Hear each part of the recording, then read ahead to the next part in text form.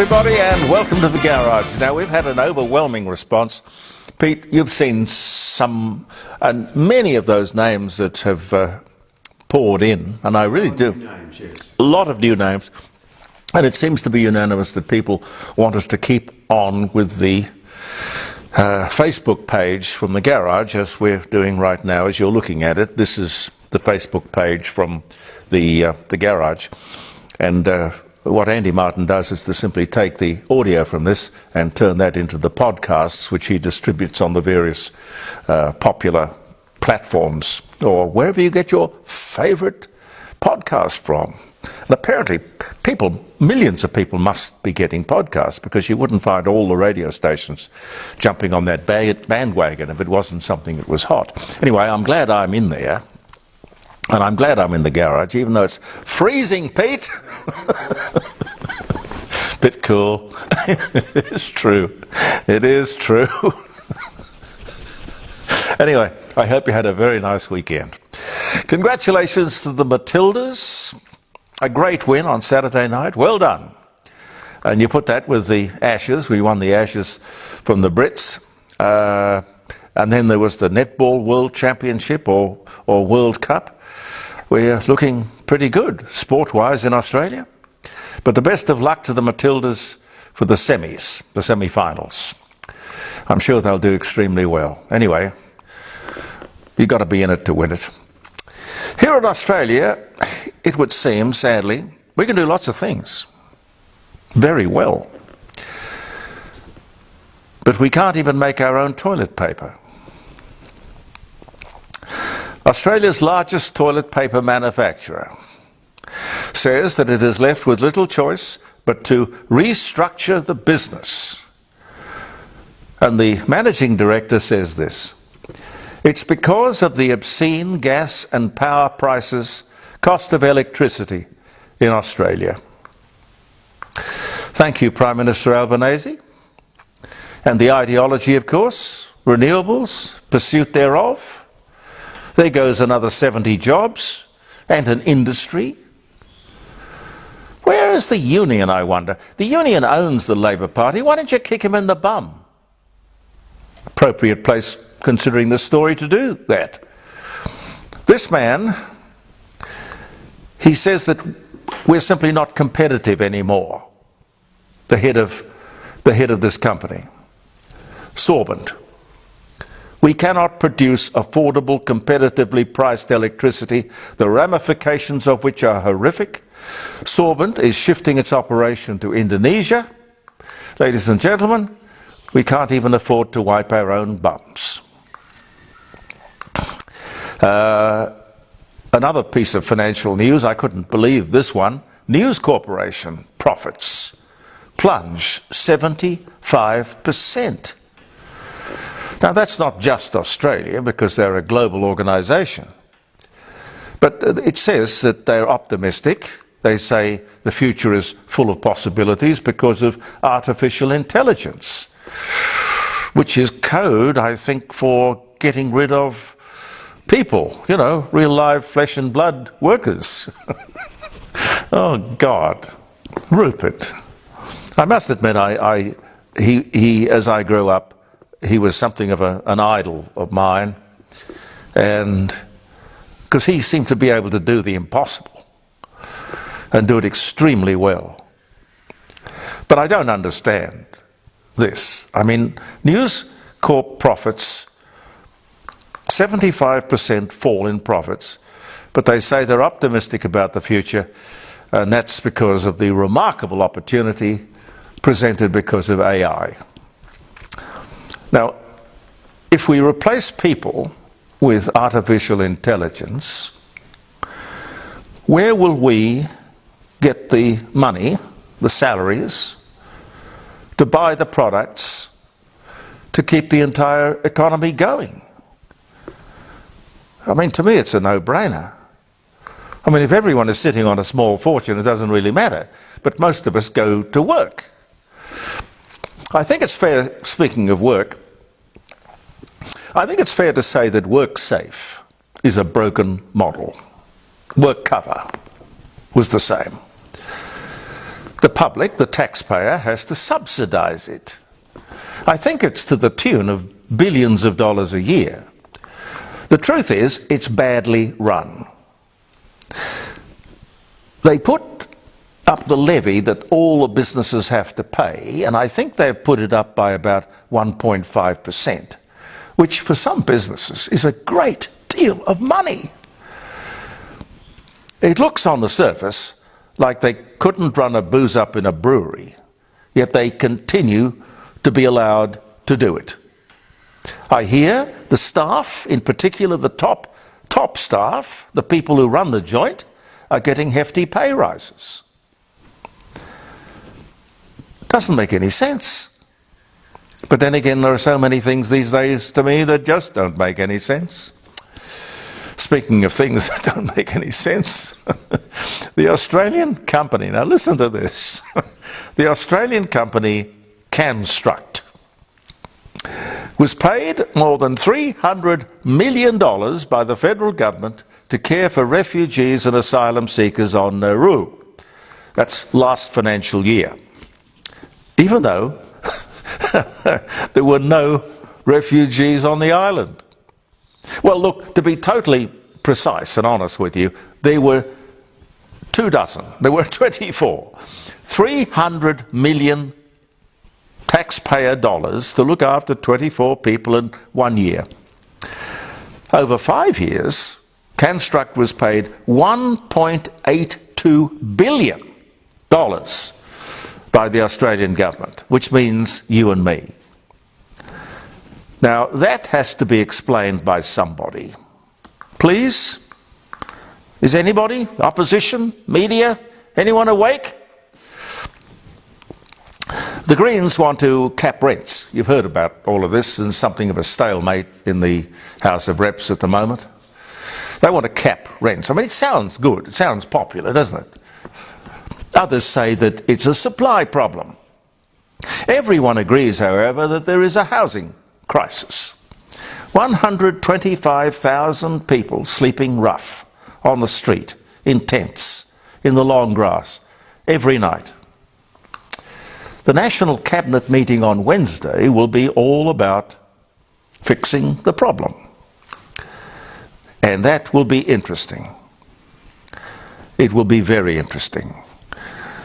Stay with the court of public opinion as we watch what they do and say. I mean, these people, I'm sorry, I don't mean to be unkind or personal, but I don't think these people are terribly bright. Yet they have the power to make life impossibly difficult for most of us. Here's another example sort of thing. We all want cheaper medicines. No one wants to see pharmacies close their doors, however, go out of business. I'm not a pharmacist and I don't use a lot of medicines. But for the life of me, I don't understand this kerfuffle over allowing people to get a prescription filled for 2 months instead of 1. The Libs say that it will put pharmacies out of business. Now, I don't get that. I'm assuming that the second month will cost the same as the first month, same medicine. All the customer is saving really is shoe leather, having to go back twice, just go there once.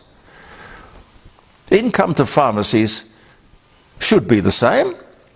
The Pharmacy Guild says it'll destroy the business model, whatever that means.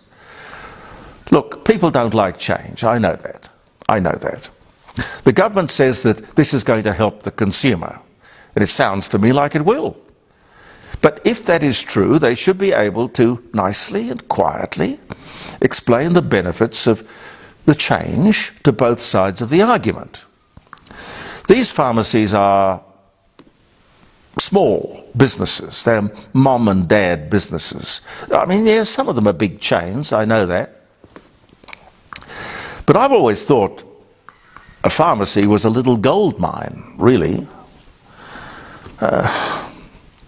But if there are unintended consequences of these changes, let's make sure that we check it out thoroughly. The government mantra, any government mantra, should always be, do no harm. You know, I've often said to you that the road to hell is paved with good intentions, and these people probably mean well, but do no harm. Mike Gallagher, I don't know if you know the name, but he's an American congressman, a Republican, I think. He's in Sydney for the Australian-American Leadership Dialogue. Fancy name for, I guess, a bit of a talk fest. Wants us to be much more involved in the defence of the region. A place to stockpile long-range missiles up north. Obviously as a deterrent to a more aggressive China. All well and good, I say. Invasion is always a possibility, and like the Aboriginals, if you can't control your borders, you will lose your country. And I'm sorry, it's very rare that somebody comes back to argue the loss.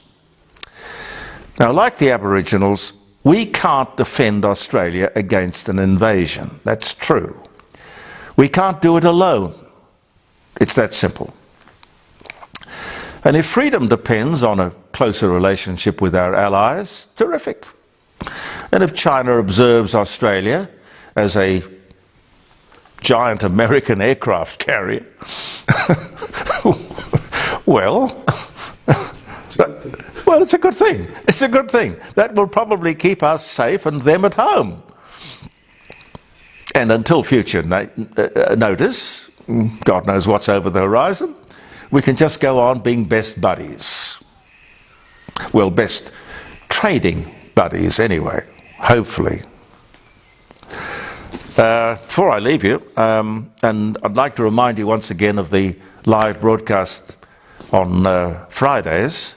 So we don't do a posting on Facebook on Friday. We go up to the dining room table and do 3 hours of broadcasting live, and we take phone calls. The problem last Friday, which was the shakedown day, and thank you to Anna at the Advertiser for giving us that publicity.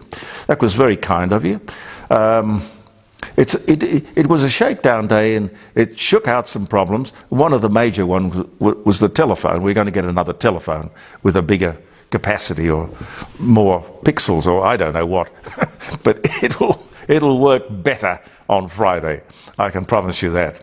And I hope you join us. Some of the dates and anniversaries and things like that that we remember the day for, being the 14th of August. What do we start with? On this day in 1893, France introduces motor vehicle registration. First people to do so, including a driving test. Whew. So, Pete, now we know who to blame. God. 14th of August, 1893. Philips makes its 1 millionth radio on this day in 1932. Philips, a Dutch company, big company, Philips. In 1885, Japan their first patent ever, their first patent they issued to the inventor of rust-proof paint. Rust-proof paint. Enzo Ferrari, Italian racing driver and founder of the Scuderia Ferrari Grand Prix motor racing team and sports car manufacturer. He dies at the age of 90. Enzo Ferrari, that was in 1988. Michael Jackson buys ATV Music, including the publishing rights to most of the Beatles song catalogue, for $47.5 million. 10 years later, he sells half of his interest to Sony for $150 million. I didn't really ever like his music much, but he must have had a good business head. Australian racing driver Jack Brabham clinches his second consecutive F1 World Drivers' Championship by winning the Portuguese Grand Prix. That was in 1960. The oldest known exactly dated printed book. 14 57. The world's oldest known exactly dated printed book. Circa 3 years after Gutenberg. Now, 1908, the first beauty contest was held in England. 1908. I wonder what that would have looked like, Pete. Not much. You're a photographer. What? Not much skin. Not much skin. There wouldn't be much in the beauty bathing suit department. No, I wouldn't think so. No, I wouldn't think so either. It was neck to knee or something, wasn't it? I would think so. I've seen pictures. I mean, looking academically, you understand. What else can I tell you? The oldest known, I've done that one. Halle Berry, American actress, X-Men, The Last Stand. I think she was in a Bond movie or two. 1966. Pete likes Halle Berry. Yes, I do. He does. 1945, very important day, ladies and gentlemen. VJ Day. Japan surrenders unconditionally to end World War II. Also August 15, depending on the time zone. But the only, as I said to you the other day, as they sort of wrote the document, the only condition of the unconditional surrender was that the emperor stayed put. Well, I suppose that was important because that was a certain amount of glue to keep the whole thing together. During Kublai Khan's second Mongol invasion of Japan, speaking of Japan, his invading Chinese fleet of 3,500 vessels. Can you get your mind around an armada of 3,500 vessels? Anyway, they disappeared on this day in a typhoon near Japan. Yeah. Divine intervention? I don't know what you'd call it. Good old Kublai Khan. 1958, KLM Super Constellation crashes west of Ireland, killing 99 people. My God, it was a lovely plane, though. It was a beautiful looking plane, the Super Constellation. They used to call them the Connie. Steve Martin, American comedian and banjo player, author, actor. Parenthood, The Jerk, Roxanne, Father of the Bride, Only Murders in the Building. I think that's streaming, but it's very funny, very good to watch. Anyway, he was born in Waco, Texas in 1945. So we're about the same age, Steve and I. Former fashion model and fitness guru Jane Fonda weds actor and producer Roger Vadim in Los Angeles. On this day in 1965, Susan Olsen, American actress, The Brady Bunch, Cindy, born in Santa Monica, California in 1961. Oh, a couple of others. Have we got time, Pete? A couple of others. Doc Holliday, the American dentist, gambler, and gunfighter. Bloody good shot, too. Gunfighter at OK Corral, etc. He was born in Griffin, Georgia. He died in 1887, but 1851. Now, what's the 1851 for? He was born in 1851. Born in 1851, died in 1887. I think he had consumption, TB. Yeah. Celebrity hairdresser Vidal Sassoon cuts actress Mia Farrow's hair into the famous pixie cut. It cost her $5,000. Just a publicity stunt, probably. Farrow had previously cut her own hair. I think she wasted her money then. Yeah, I don't know why people do these crazy things. Gary Larson, I love Gary Larson, American cartoonist. He used to write The Far Side. He was born in 1950. And if you remember the day for any reason at all, I hope it'll be a very happy day for you. Happy birthday, happy wedding anniversary.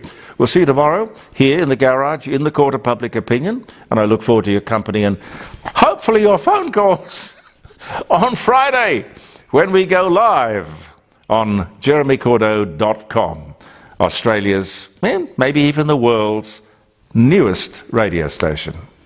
Believe in yourself, and goodbye for now.